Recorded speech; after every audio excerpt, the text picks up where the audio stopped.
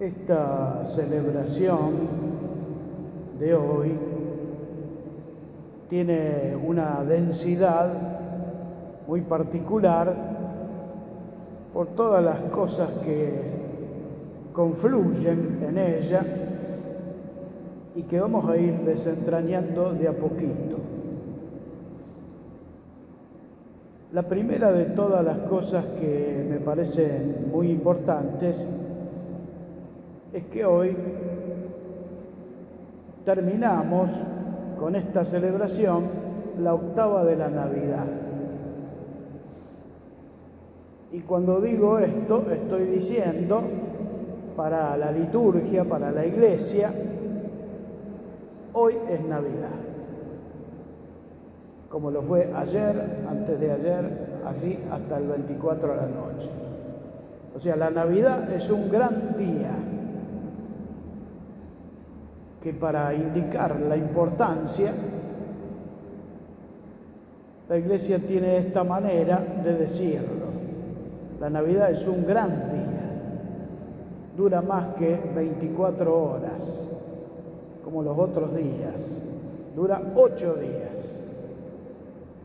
Y justamente concluye con esta celebración de María, Madre de Dios.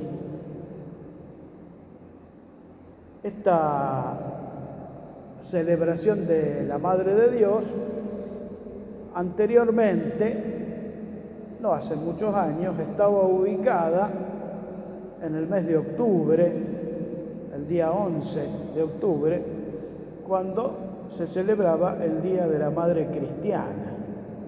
Si ustedes se acuerdan, es los más grandes.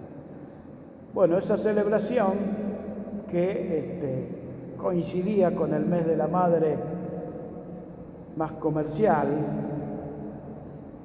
pasó con muy buen criterio a cerrar la octava de la Navidad el 1 de enero. Por eso celebramos hoy. Luego vamos a entrar en el contenido de María, Madre de Dios. ¿Por qué esta celebración? En segundo lugar, en este día, también hablo antiguamente, se celebraba la circuncisión del Señor, que es el rito de los israelitas para incorporar a los varones al pueblo de Dios, que aún hoy todavía sigue vigente, como una especie desde lo cristiano, una especie de bautismo. Así como el bautismo nos incorpora al pueblo de Dios, la celebración de la circuncisión incorporaba a los varones al pueblo de Israel. Una operación quirúrgica que hacían los rabinos a los niños a los 8 días de haber nacido. Y también en esta celebración jugaba un papel muy importante el padre de ese niño que estaba allí, porque el padre expresaba con su voz cuál era el nombre que se había elegido para este niño. Y no solo esto, sino que en ese acto que el padre decía el nombre, estaba diciendo también y reconociendo jurídicamente: este es mi hijo. O sea, asumía la responsabilidad sobre ese niño. Por eso lo dice así tan simplemente el Evangelio que leímos hoy. 8 días después llegó el tiempo de circuncidar al niño y se le puso el nombre de Jesús, nombre que le había sido dado por el ángel antes de su concepción. Recordamos aquí el hecho de José, que entiende que su mujer ha quedado embarazada sin que él tenga nada que ver, esa crisis que tiene José, y que decide abandonarla en secreto, porque lo que correspondía legalmente era que fuera lapidada. es decir, muerta a piedrazos, ella y el niño que llevaba en sus entrañas. En esos tiempos estamos. Y entonces el ángel le dice a José que no tema recibir a María en su casa, porque lo que ha sido concebido en ella es obra del Espíritu Santo. Y él va a tener que ponerle el nombre de Jesús a este niño, a ese que va a tener que reconocer públicamente que es el progenitor, que es el Padre. Entonces allí José cumple con lo de Dios y de esa manera también hace que el niño sea reconocido como su hijo. Vamos a entrar un poquito al tema de María, Madre de Dios. Es la definición dogmática primera que hace la Iglesia, que tiene que ver con la Virgen María. O sea, el primer dogma mariano. Y es reconocido entonces en la Iglesia luego de una controversia muy fuerte que se produjo en la Iglesia más o menos en los años 300, 400, en esa época. Allí se reunieron los obispos de toda la cristiandad junto con el Papa en el concilio de Éfeso. Estamos hablando del año 431. La controversia era de orden cristológico, es decir, acerca de las naturalezas de Cristo, como Dios y como hombre. Por eso la mayoría de la Iglesia entendía claramente que Jesús es Dios y es hombre.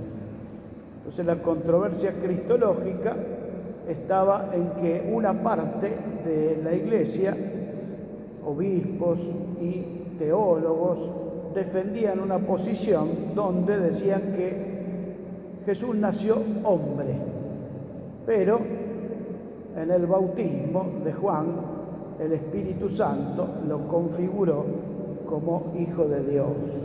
Entonces, a partir de allí, del bautismo, es que se puede hablar de Dios en Jesús. En cambio, la Iglesia, en su posición más clásica, decía que Jesús nace, Dios y hombre. En él hay dos naturalezas, la naturaleza humana y la naturaleza divina.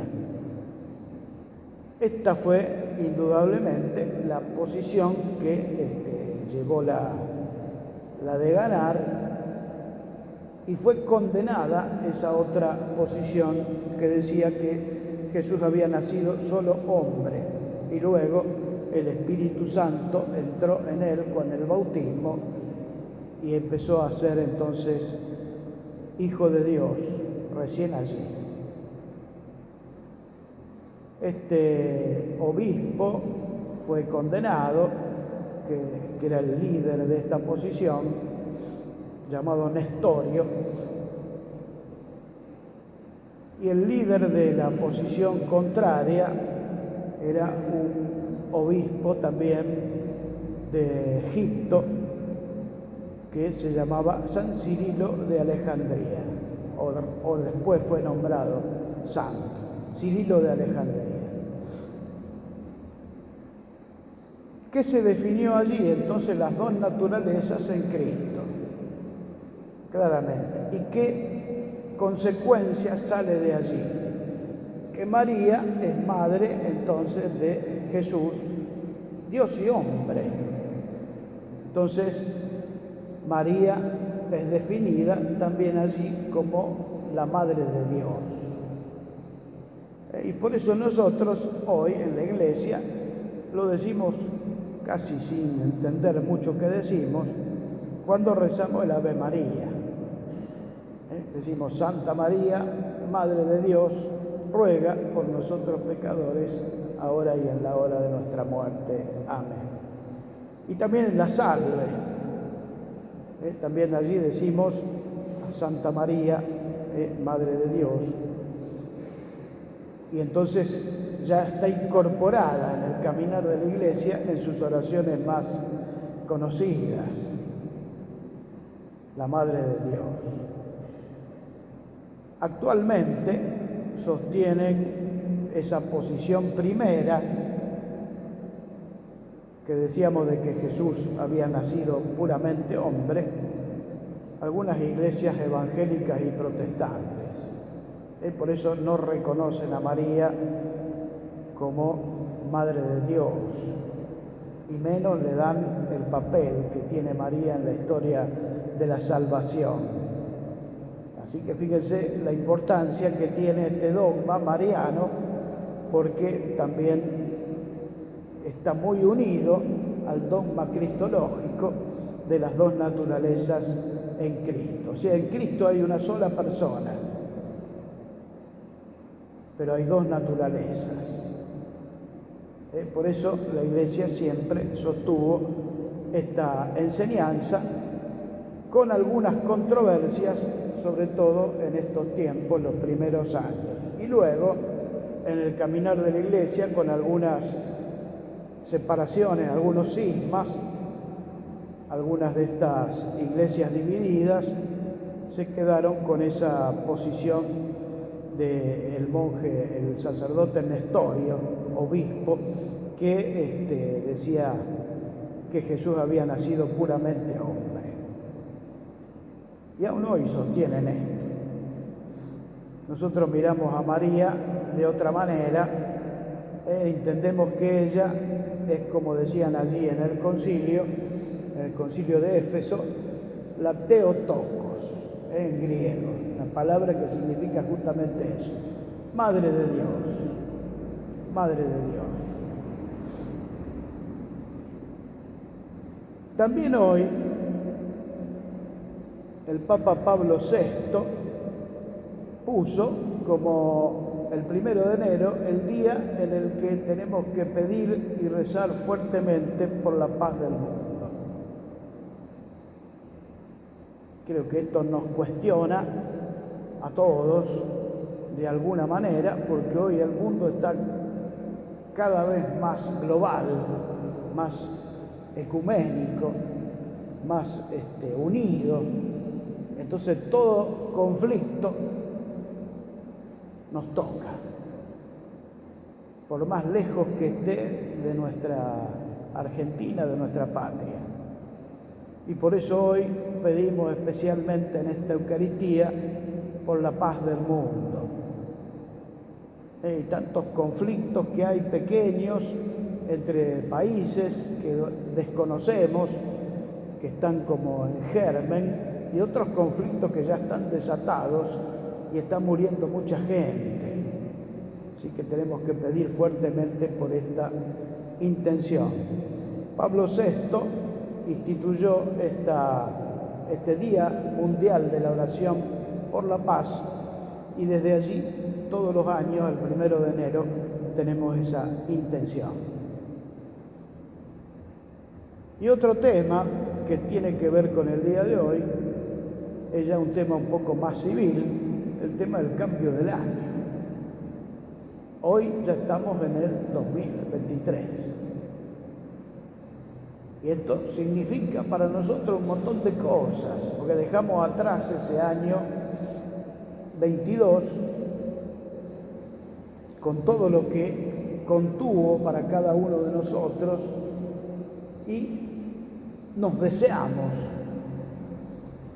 que Dios nos acompañe con mucha claridad en este año, con todo lo que tendrá de contenido, que nos bendiga, que nos dé la paz y tantas cosas que nos deseamos en estos días. Y sobre eso también quiero decir una palabrita. Comenzamos hoy entonces el año 2023. Y este número tiene que ver con algo muy importante, porque el 2023, ¿de dónde sale? ¿De dónde sale el 2023? ¿A qué hace referencia el 2023? ¿2023 de qué? Del nacimiento de nuestro Señor Jesucristo. 2023 años, o sea que también, aunque es un tema civil, hace referencia a la salvación que nos vino allí en este niño en Belén. 2023 años. ¿Y de dónde salió ese número? Porque en la Escritura no aparece fecha ni año. Sí, algunas referencias pequeñas. Y entonces hay un papa que se llamaba Juan I, que decidió mandar a llamar a uno de los más sabios que tenía en conocimiento en la iglesia en ese tiempo, y le pidió que investigara a través de los datos que había y de todo lo que se podía conocer. Estamos hablando del año 500 más o menos. Se buscara cuál fue el año del nacimiento de Jesús.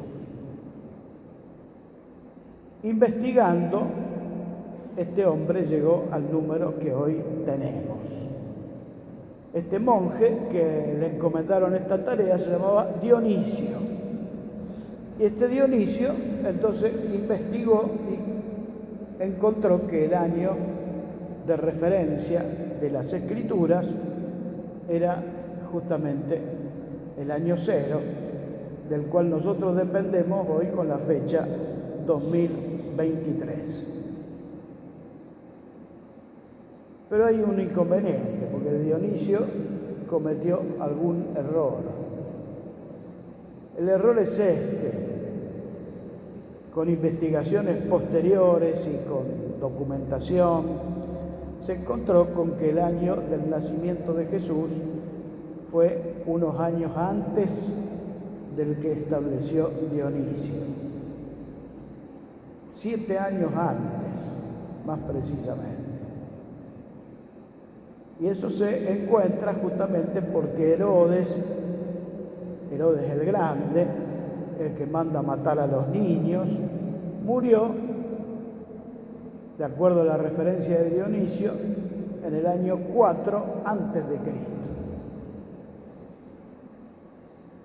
Y si murió en el año 4, por lo menos algunos años antes nació Jesús. Y por algunos otros datos se llegó al año 7. Para decirlo un poco más claramente, hoy no estaríamos en el año 2023, sino estaríamos en el año 2030. Pero, lógicamente, no se pueden cambiar los calendarios así nomás. Solamente esto es para tenerlo como referencia. Curiosamente quedó como que Jesús nació 7 años antes de Cristo.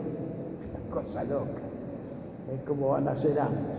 Bueno, es un error de cálculo que viene desde el año V, del siglo V,